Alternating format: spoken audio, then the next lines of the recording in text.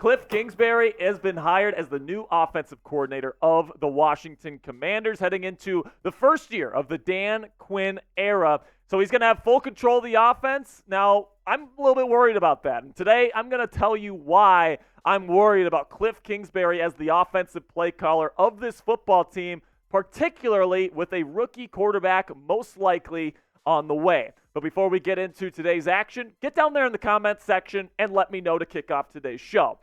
What's your confidence level in the guy? Let me know down there in the comments section. Put it on a scale of 1, meaning not confident at all, to 10, meaning super confident. We're winning Super Bowls with Kliff Kingsbury as the offensive coordinator. Let me know what you guys think down there in the comments to kick off today's show. So listen, man, my take on Kliff Kingsbury is that he is one of, if not the most overrated offensive mind in the sport of football today. I think that his offense is relatively bland. I'm not sure how good he really is as an offensive play caller. I don't think he makes adjustments. And, I just think that he's somebody that gets talked about like he's some young revolutionary mind in the National Football League. But honestly, his offense really isn't all that good, in my opinion. Now, I will preface this by saying, I hope I'm wrong with everything that I'm about to say in this video. All right, I hope that Kliff Kingsbury comes in here and whatever quarterback they take becomes a superstar in year one, and like Kliff is here for many years, and this system works for years on end. All right, I genuinely hope that that's going to happen, and I'm rooting for Kliff Kingsbury to prove me wrong on every single point that I'm going to make in this video. However, just being an objective kind of person that's just trying to look at what he's done in his career, there are 3 specific things that really concern me about Kliff Kingsbury's record that I'm not sure, or at least is giving me worries and doubts about how he's going to do as the OC here in Washington. So let's start with my first big problem with Kliff Kingsbury, which is that this offense is very stagnant. Now, people think of Kliff Kingsbury because he's a young guy, that his offense is like super young, modern, like Mike McDaniel type, but that's not really what it is. It's like a college-level air raid system where you spread things out, you put 4 receivers on the field, heavy shotgun, all these different things. And here are the staples of the offense in case you're wondering. So lots of spread, lots of 4 receiver sets on the field, very little pre-snap motion, right? So that's one of my biggest gripes with this offense, guys, is that when they line up, they don't really move people around, all right? When he was with the Cardinals, every single year, he was dead last in the league in pre-snap motion. That's the modern NFL, all right? And the teams that stink on offense this past year, Philadelphia Eagles towards the end of the season, the Pittsburgh Steelers under Matt Canada, all the bad offenses in the league, they're stagnant. They don't use pre-snap motion, and they don't take advantage of the advantages that pre-snap motion gives you. So that's one of the negatives of the air raid offense.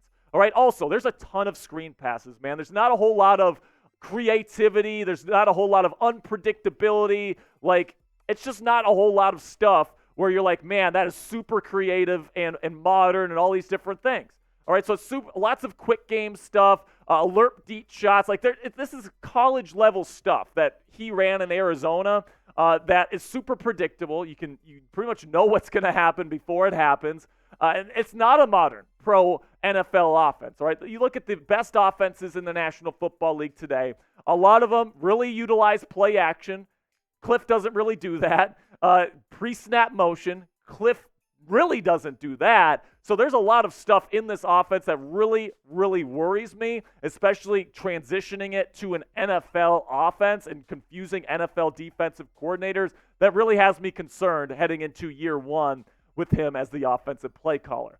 Now, coming up here, I got 2 more concerns that I'm going to be bringing up with you guys on today's show. But before we get into that, I want to tell you about today's sponsor at Game Time. And Game Time is the fastest and easiest way to buy tickets for all the sports, music, comedy, and theater in your area. Guys, I'm somebody that likes to get tickets last minute. So, like, if I want to go see a concert with my girlfriend, Cassie, if I want to go to a Texas Rangers game with Coop, like we are doing this weekend, I'll just put up my Game Time app. I'll just be here at Chat Sports. I'll pull up the Game Time app, and It's super easy. They've got an awesome-to-use user interface that makes it super easy to find the best tickets at the best possible price, and it is at the best possible price because Game Time has a lowest price guarantee on any ticket to any event. Plus, if you're someone like me, likes to get tickets last minute, they have flash deals right before game time, before your event, so you can get even lower price tickets if you're somebody that likes to wait last minute. So Game Time is the only ticketing app in the United States of America that gives you complete peace of mind with your purchase. See the view from your seat before you buy, so you know exactly what to expect when you arrive at the stadium or arena. Plus, it's just 2 taps and you're set, and they send the tickets directly to your phone instead of your email, which is a super convenient feature. So take the guesswork out of buying your tickets today with Game Time. Download the Game Time app, create an account, and use code CHATSPORTS, one word, all caps. It's right down there in the bottom right of your screen. Chat Sports, one word, all caps, for $20 off your first purchase. Download Game Time today. Last minute tickets, lowest price, guaranteed. So the second issue that I have with Kliff Kingsbury's offense and just his approach to the position as an offensive play caller is his lack of adjustments. You look at his record throughout his career as a head coach, both college and pro, and this is excluding the 2022 season, but he didn't win much in that 2022 season, as you'll remember. I mean, in this graphic here that went viral a couple years back, I mean, you look at early season Kliff versus later season Kliff, and look at that winning percentage there for the rest of the season. Towards the end of the year, 16-43. Only had 1 playoff appearance in the National Football League as a head coach, and of course they got ramrodded by the Los Angeles Rams and Aaron Donald, if you'll remember. So what does this tell you? This tells you that Kliff doesn't make adjustments, whether in-game or even within the season. He has his offense that he runs, and if a defense figures them out, he doesn't switch it up, and every defense is allowed to just do the same thing to them over and over and over again, and Kliff is just sitting there oblivious to the fact that his offense needs to change, and he refuses to do so. Now, listen, guys, what I'm hoping for here is that, Kliff has been a head coach for a long time, and when you're a head coach and you have all these personnel things to deal about, and you have to worry about the defense, all these different things, and you're the offensive play caller, I can kind of understand why you wouldn't make adjustments to your offense, because you got a whole bunch of other stuff to take care of. What I'm hoping for here is now that Kliff Kingsbury is an offensive play caller only, his only job is to worry about the offense. I'm hoping now he can implement some adjustments mid-season, mid-game, and kind of really focus in on making this offense the best it can possibly be. But after his record in this particular area, guys, call me skeptical and call me concerned. Then probably my biggest problem with Kliff, especially when it comes to our situation here in Washington, bringing in a rookie quarterback to develop. He doesn't really develop quarterback talent. Now, I know what you're saying. Jack, he's worked with Johnny Manziel and Patrick Mahomes and Baker Mayfield and Davis Webb and all these different guys. Like, how can you say he doesn't develop quarterback talent? Well, I mean, let's just face it, guys. He's been surrounded by quarterback talent, but he doesn't develop it.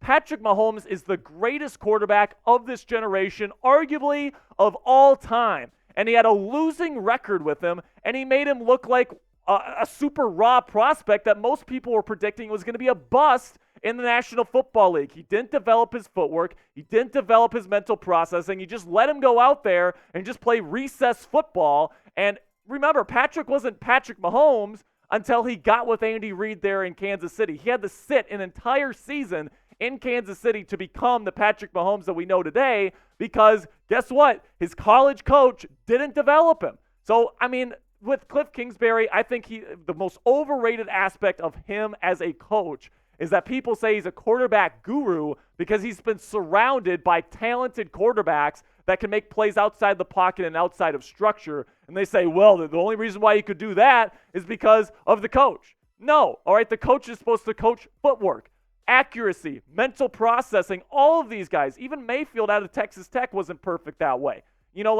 When it comes to the nuances of the game, even Kyler Murray isn't great in this area now because he had Kliff as his head coach for the early part of his career. He is not a good quarterback's coach, in my opinion. And with a new quarterback coming in, whether that be Jaden Daniels, whether that be Drake May, whether that be J.J. McCarthy, God forbid, all right, if one of these guys comes to the Washington Commanders, they're going to be getting an OC, at least in my opinion, that has a terrible track record at developing quarterback talent. And that scares the crap out of me, folks. All right? And that definitely worries me, especially for a guy like if it's Drake May, who needs significant development, or J.J. McCarthy, who needs significant development. Now, I think Jaden Daniels would be a little bit better because I think he's a bit more refined. He can't screw him up as much. Plus, he's a dynamic rusher of the football.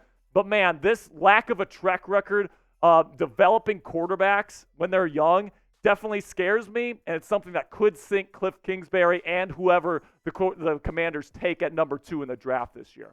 Now, predict it for me. Down there in the comment section, will Kliff Kingsbury be a success or failure with the Washington Commanders? Type S for success or F for failure.